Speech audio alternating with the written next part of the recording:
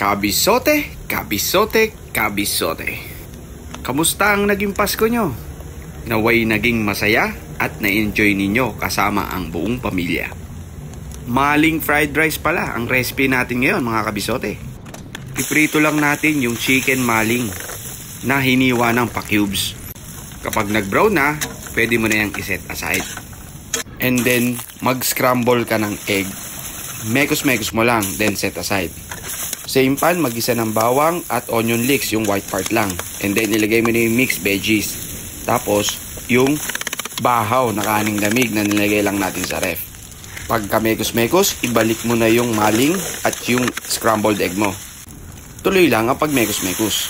Then, ibuhos mo na yung sauce. Soy sauce, brown sugar, pepper, at sesame oil lang yan mga kabisote. Pagkatapos, maggupit ka ng nori sheets. At isunod mo na